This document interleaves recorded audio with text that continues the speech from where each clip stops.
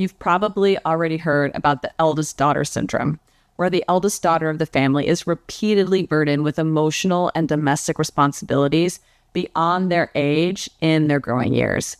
They pack their younger siblings' lunches, they mediate family fights, they give up their allowance so the younger ones can get what they want. And in some cases, they even pacify and counsel their own parents. But while they're busy doing all of this, we forget to ask an important question. What is it doing to them? According to a literature review published in 2024, the damage is fivefold. An eldest daughter will more often than not grow up to be perfectionistic, peacekeeping, hyper-independent, and self-sacrificial with a penchant for caregiving. A complex individual like an eldest daughter needs a partner who understands their complexity. Hi, I'm Jourdan. I'm a psychotherapist, and today I'll talk about the 2 essential character traits you should look for in a long-term partner if you're recovering from eldest daughter syndrome. Although eldest daughter syndrome isn't an official diagnosis, it can't be written off as a non-issue. And if you don't believe me, you can talk to the thousands of women on TikTok who have documented facing this issue growing up. Let me lay out the eldest daughter blueprint for you. According to the 2024 review, eldest daughters are generally more mature and therefore more qualified to assist with childcare and domestic responsibilities, especially in homes with a money crunch or a single parent.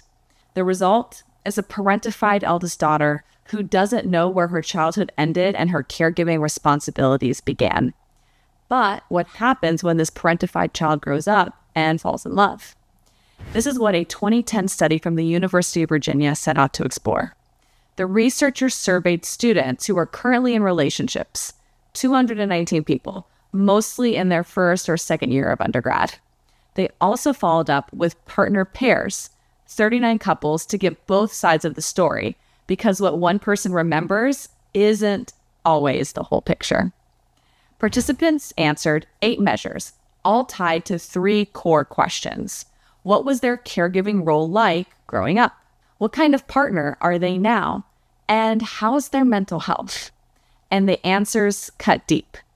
The more a kid had to emotionally care for a parent, the more likely they were to become compulsive caregivers in their own relationships, especially when that parent was their father. Even with mothers, the pattern held, though not as strongly.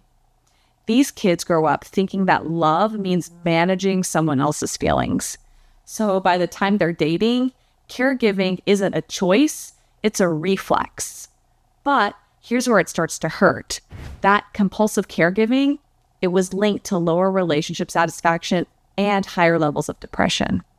In other words, the very thing they think makes them a good partner is also making them feel unloved and emotionally depleted. Now, here's something subtle, but important.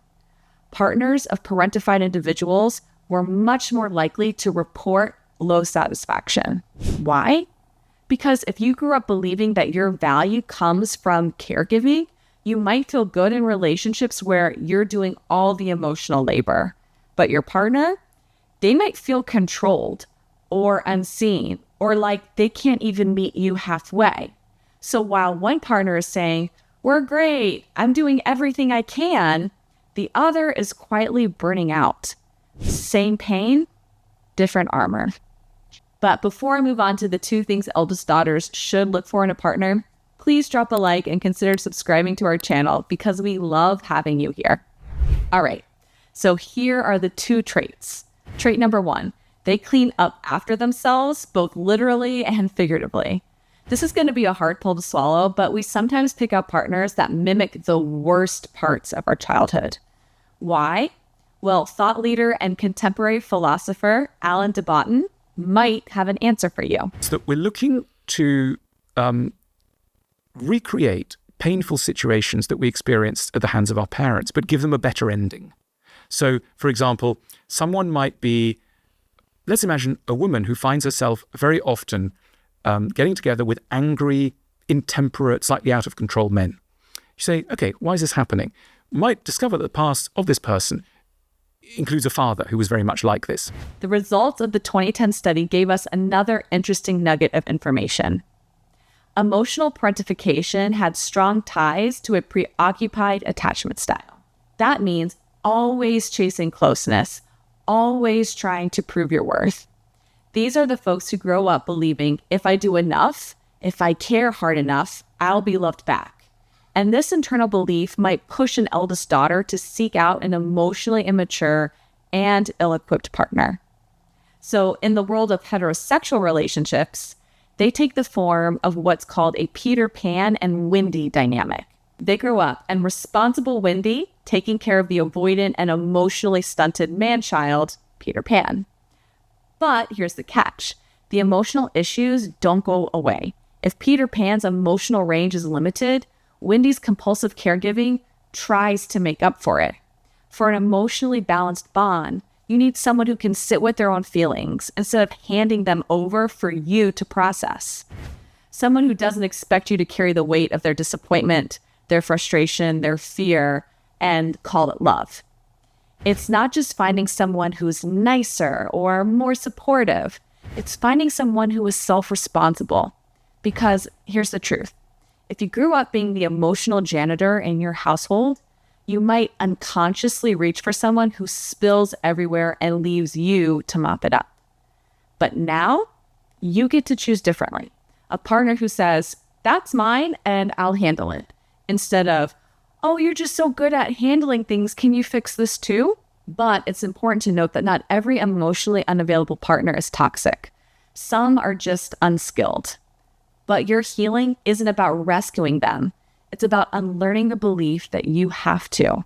So the first trait to look for, someone who takes care of their messes in the sink and in their psyche. Because love shouldn't feel like a job, especially not one you were hired into at 7 years old.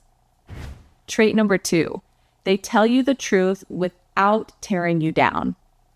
Eldest daughters don't just overfunction, they overcorrect. They grew up hearing the subtext behind every sigh, every shift in tone, every I'm fine. So they learned to preempt disappointment, to be perfect before anyone had the chance to criticize them. Over time, that turns into this kind of internal surveillance. Did I say too much? Was that the wrong reaction? Did they think I'm being difficult? That inner voice doesn't shut up, even in love.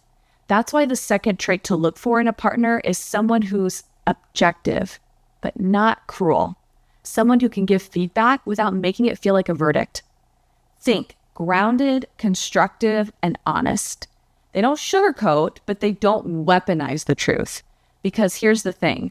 For a recovering perfectionist, even gentle feedback can sting.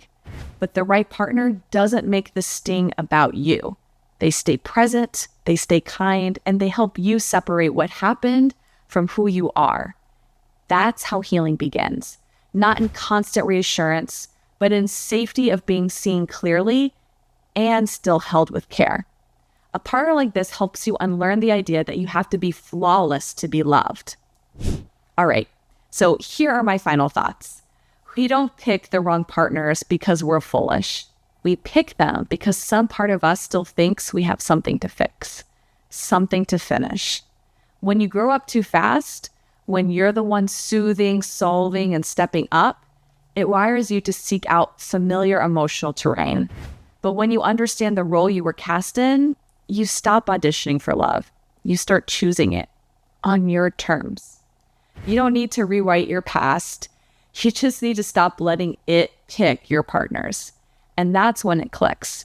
Love was never supposed to feel like a job. And if you're ready to work through that shift, that's what I often help my patients do. My booking link is in the description. And come as you are. You don't have to have it all figured out. Just be willing to start.